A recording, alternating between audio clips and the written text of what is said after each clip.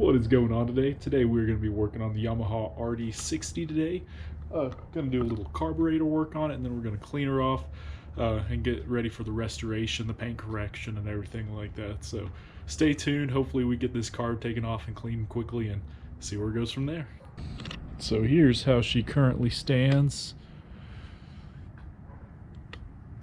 Gonna have to hit the wheels. You can see some rust on there. Got some quadruple zero steel wool that we're going to use to hit it. You can tell the paint correction's going to be right there, and then we're also going to have to re-clear coat it. There is the carb right there, so we're going to have to work on getting that off. Hopefully we won't have to replace any seals, but looks like we will. And then also going to have to focus on some of this and some oxidation on the back that we're gonna have to hit with steel wool too, but let's see where she goes.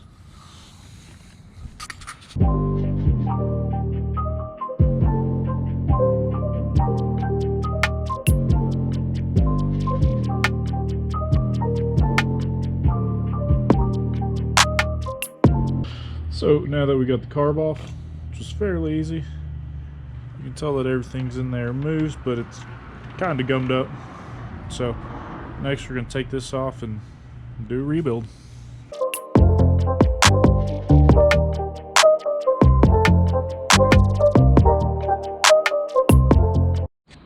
Okay, so here's the inside. Gasket still looks pretty good. I mean, it wasn't leaking or anything like that. Now you can tell it's definitely got some bad varnish in there. Not too terrible though. So go ahead, empty that out. So these older ones, I like to be really careful. So these brass tubes, they can break off, and if the brass tube breaks off, you either have to make one yourself, which is pretty difficult, or you have to look for a new float bowl. So me personally, I just use a rag instead of a wire brush, because I mean, it doesn't have the, it's not too oxidized or anything like that. I mean, it's just a little dirty, so you don't want to bend that or break that off, and those can be weak. So gasket's still good. So most carbs, you're going to be able to rebuild them instead of replacing them. Most of the time you don't even need a rebuild kit, as long as everything can move freely. The biggest problem you're going to run into is gaskets and float needles. So the gaskets and float needles, they can cause it to leak gas. This one wasn't leaking gas though. So the gasket, and you can always make for the older ones, you can always make your own gasket with a gasket sheet, but newer ones have the better rubber gaskets, but those do crack and stuff over time. So yeah, now that's all cleaned up and looks better. So now we're going to go through the carb itself. Main thing about carbs is the jets. So as you can see here, we have these tiny little jets. So here's our brass float. Brass float looks good. So first things first, this is our main jet, and that's going to be our pilot jet in there. So how I'm going to clean those, and you can take them off, spray them. Most of the time, just spraying them with carb cleaner basically won't do it justice. So this is the trick a lot of guys like to use. So get a wire brush, get your favorite pair of pliers, find a straight one.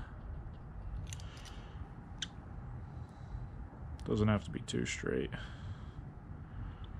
So find one, and then you hold the plier like this. There we go. And you use this to run in and out of the jets. So the jet's normally clogged by either debris that's gotten in the gas tank, because these don't have filters in between them. So you'll just sit there and you can run this in all the holes.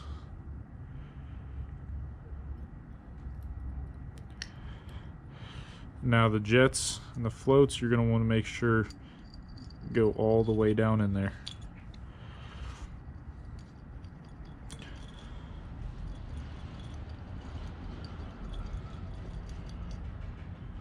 So, and then here's our little piece of wire might actually be too big for that little pilot jet. There we go. So you see, it was all stopped up, and that's why it was running bad, but I was able to get that wire in there.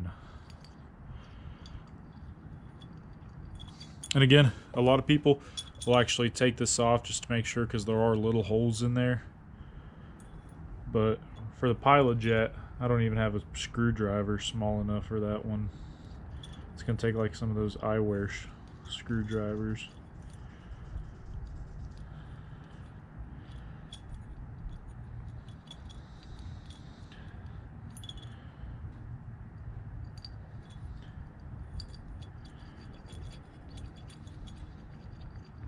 And if it bends, it's a real difficult process, but just go ahead.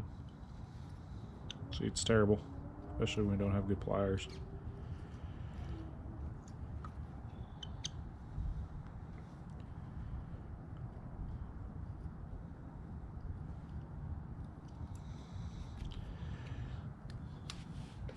There you go.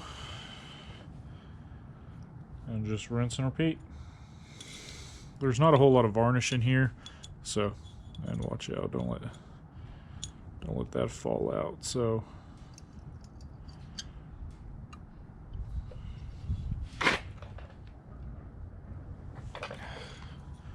edit that part out.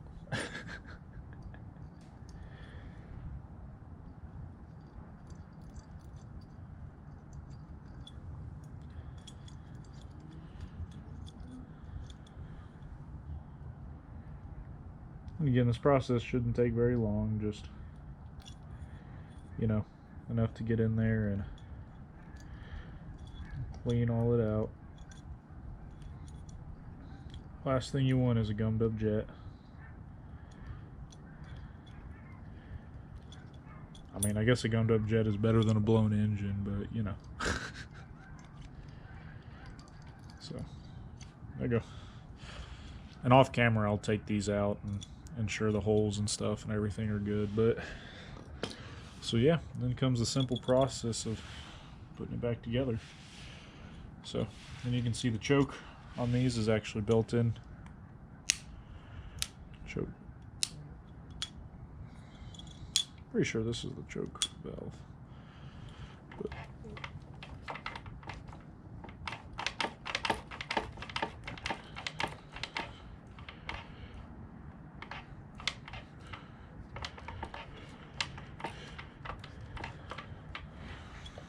so, yeah, now we'll go back to putting it back on.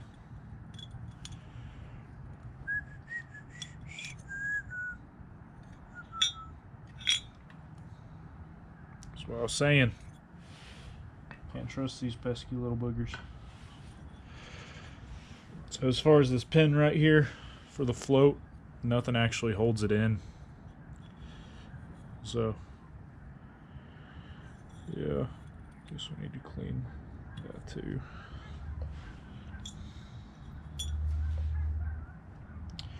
So while you're here, you can also clean out the, it's basically like the intake where gas is introduced into the carb right here. So gas enters through right there from the tank, and then it comes down, and this is where it ends up. So the float, whenever the float goes full, this little needle presses up deep in there, and there's a little O-ring, and it basically seals it off. So that's how the float works. So what you can do, which this one, gas delivery wasn't an issue, but have it open, so you know, might as well.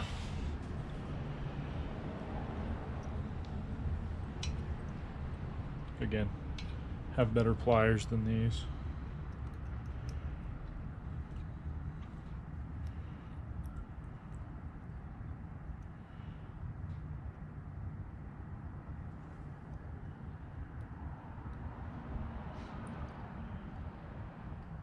There we go.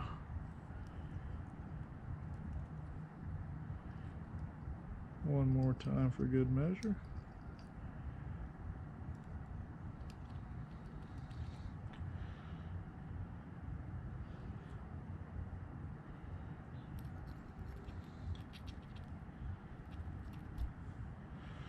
And this little wire that we're using won't hurt anything. So now we got to put this back on. So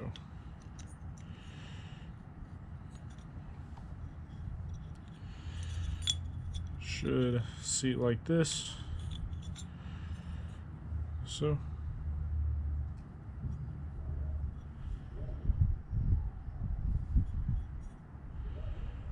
gotta put this in there.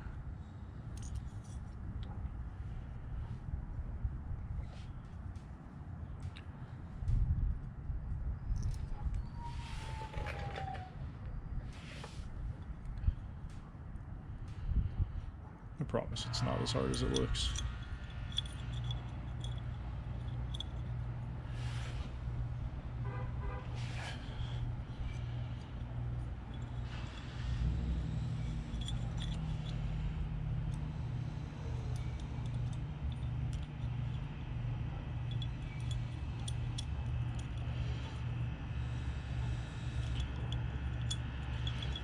So you see, and then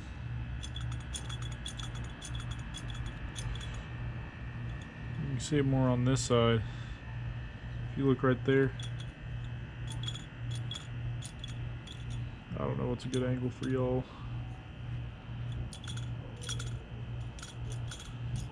So normally, nowadays especially, the little float chamber, it'll actually have a ring that attaches to there. This one, because it's older, it just sits on it, but nowadays they have improved so those don't fall out with the whole thing. So there you go. Make sure that's back on. I'm going to keep it level so it doesn't come off again.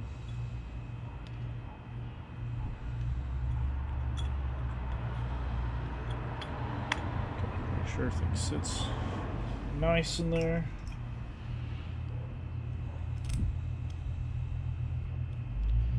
Everybody who works on stuff will have their own personal preference. Some people like to tighten the screws clockwise, counterclockwise. Me, I was taught growing up, especially with tires, to do opposites.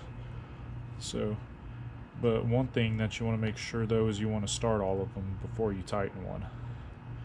So, get them all in there enough just to keep it on.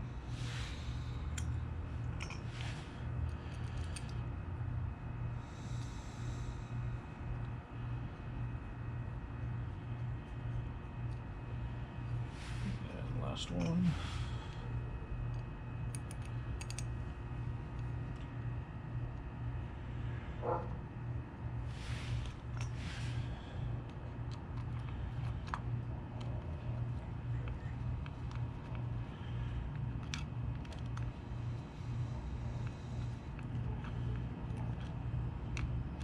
And these are, so you can see that tiny little dot right there.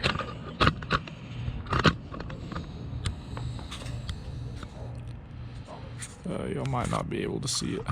So there's a tiny little dot on that screw in between the top and the right threads, and what that means, it's a JIS screw, which is a Japanese industrial standard. So those you want to have they're kind of like Phillips for the most part, but they are a little bit different. So I'm just using a Phillips right here because these ones weren't bad. But if you do have some screws that are really difficult and you feel like you're going to strip them, it might be worth getting some JIS screwdrivers if you have a lot of Japanese or Chinese motorcycles like I do. Most Yamahas, Kawasaki's, etc., Hondas will have these screws. So, and they're designated by that little dot. That's how you know it's a JIS screw. But again, if it's not bad, little Phillips will work. So we're going to go in that little cross pattern. Try not to damage this gasket right here. Don't want to over tighten it because then you'll strip it whenever you're trying to remove it. Another good practice that a lot of people do is whenever they rebuild carbs, they'll replace them with hexes. It's a pretty good idea, but I don't have any of these size hexes on handy, so I can get it until it's tight. Remember, don't want to strip it out. It's the last thing you want to do to carburetor screws. Okay, so there we go. Now, just time to put it back on.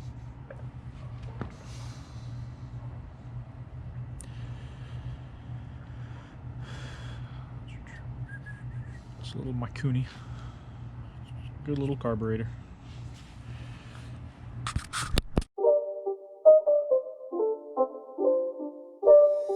It's not a game, it's a rich thing.